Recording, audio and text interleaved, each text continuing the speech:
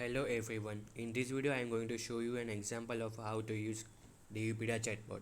Before looking at the chatbot, let's just first look at what is Canary.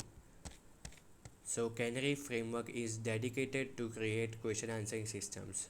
Basically, you can create your own question answering system using one of these component, or you can create your own component. Currently it has around 40 plus component, and to know more about it you can visit Canary's GitHub page to see how to create a new component or to know more about Canary pipeline.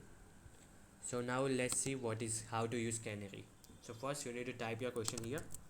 After typing it, you need to select the component according to the question. So according to this question I need to select three components. First is NAD Divipedia Spotlight.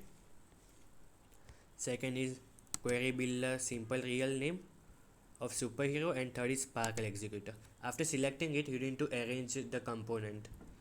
So first component will always be NED or NER related component.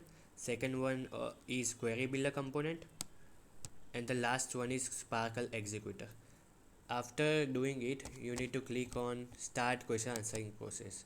So as you can see, it is not easier for user to do this. So to make it easier, I have created a chatbot using Dialogflow. So now let's just use the same example over here. After opening the chatbot, you will see three buttons. So if you want to know more about how to use the chatbot, you can click on this button, check tutorial, and you can see the list of commands. So now let's just first ask the question.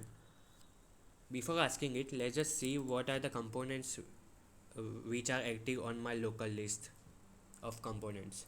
So you can use this command, show component.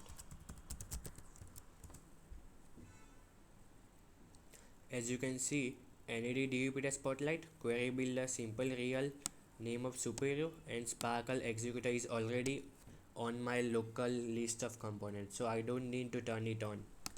So now I can ask the question.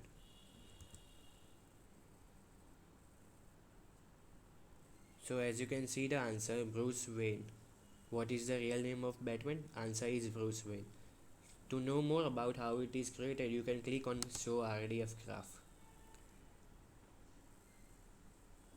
So now you can open this URL, or you can simply click on this button.